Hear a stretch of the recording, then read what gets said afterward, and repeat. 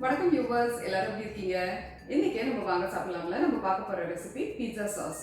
Pizza மட்டும் இல்லைங்க, red sauce pasta, bread pizza, chapati rolls, இந்த மாதிரி நிறைய விஷயத்துக்கு நீங்கள் இதை யூஸ் பண்ணலாம். ஒரு மாதம் வரைக்கும் கூட நீங்கள் ஃப்ரிட்ஜில் ஸ்டோர் பண்ணிக்கலாம். எண்ணெய் கொஞ்சம் ஜாஸ்தியாக சேர்த்துக்கோங்க. ஸோ இப்போ இதை எப்படி பண்ணுறதுன்னு பார்க்கலாம் வாங்க. 5 மீடியம் சைஸ் தக்காளி எடுத்துக்கோங்க. நல்லா பழுத்த தக்காளியாக பார்த்து எடுத்துக்கோங்க. இப்போ இதை சின்னதாக கட் பண்ணிவிட்டு ஒரு மிக்ஸி ஜாருக்கு மாற்றிடுங்க. தண்ணி சேர்க்காமல் நம்ம இதை அரைச்சிப்போம். அரைச்சதும் இதை ஒரு தடவை நல்லா வடிச்சிருங்க.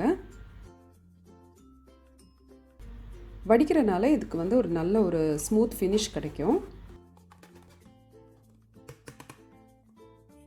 அடுத்ததாக 4 வரமிளகா, 2 காஷ்மீரி சில்லி கலருக்காக சேர்க்குறேன்.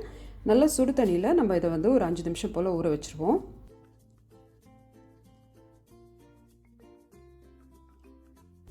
இப்போ இது நல்லா ஊறிடுச்சு. இப்போ இதை ஒரு மிக்ஸி ஜாருக்கு மாற்றிக்கோங்க. கூடவே 4 பல்லு பூண்டு சேர்த்து நல்லா மையாக அரைச்சிப்போம். அடுத்ததாக ஒரு பேன் வச்சுக்கோங்க. அதில் 2 டேபிள் ஸ்பூன் போல் ஆலிவ் ஆயில் சேர்த்துக்கோங்க. உங்கள்கிட்ட அப்படி ஆலிவ் ஆயில் இல்லைன்னா நீங்கள் இதுக்கு பதிலாக பட்டர் இல்லைன்னா நெய் கூட சேர்க்கலாம். இப்போ இதில் ஒரு சின்ன வெங்காயம் சின்னதாக கட் பண்ணி சேர்த்துக்கோங்க.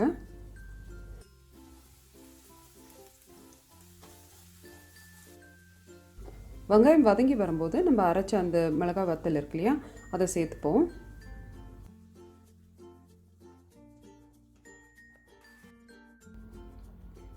இப்போ இதில் ஒரு கொதி வந்ததும் நம்ம தேவையான அளவுக்கு உப்பு சேர்த்துப்போம்.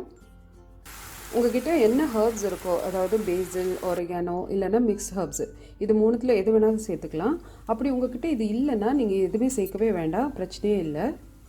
நான் இன்றைக்கி இந்த மிக்ஸ் ஹர்ப்ஸ் இருக்கு இல்லையா, அது ஒரு டீஸ்பூன் போல் சேர்க்குறேன். இப்போ இது நல்லா கலந்துப்போம். அடுத்ததாக அரைச்சி வச்சுருந்த அந்த தக்காளி அதையும் சேர்த்துருங்க.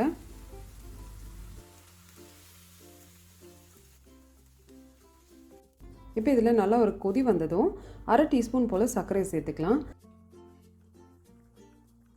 சர்க்கரை சேர்க்குறதுனால அந்த தக்காளியில் இருக்கிற அந்த புளிப்புத்தன்மை நல்லா பேலன்ஸ் ஆகிடும். இப்போ இந்த தக்காளி நல்லா வெந்து வரணும். அதுக்கு நம்ம ஒரு மிதமான சூட்டில் நம்ம இதை வேக விடலாம். கொஞ்சம் நேரத்தில் பார்த்தீங்கன்னா அந்த தக்காளி நல்லா வெந்து அந்த எண்ணெயெல்லாம் பிரிஞ்சு வந்திருக்கும். அதே மாதிரி அந்த சாஸும் பார்த்தீங்கன்னா நல்லா கெட்டியாக இருக்கும். இப்போ 1 டேபிள் ஸ்பூன் போல் டொமேட்டோ கெச்சப் சேர்த்துக்கலாம். இது ஆப்ஷனல் தான், ஆனால் சேர்த்திங்கன்னா ரொம்ப நல்லாயிருக்கும். இப்போ இதை நல்லா கலந்துட்டு நம்ம கேஸ் ஆஃப் பண்ணிடலாம். இப்போ இது நல்லா ஆறட்டும். ஆறுனதும் ஒரு கிளாஸ் ஜாருக்கு இது மாதிரி மாற்றி வச்சுக்கோங்க. பீட்சான்றது ரொம்ப சிம்பிளான விஷயம். அதுலேயும் இது ரொம்ப ஆரோக்கியமாக நம்ம வீட்லேயே செய்யலாம். ஒரு நாள் முன்னாடி நீங்கள் இந்த பீட்சா சாஸை செஞ்சு ஃப்ரிட்ஜில் வச்சுருங்க. நெக்ஸ்ட் டே ஃப்ளேவர் ரொம்ப நல்லாயிருக்கும். ஸோ நீங்களும் இந்த ரெசிபியை ட்ரை பண்ணி பார்த்து உங்கள் ரிவ்யூஸ் அண்ட் கமெண்ட்ஸ் சொல்லுங்கள். வாங்க சாப்பிடலாம்.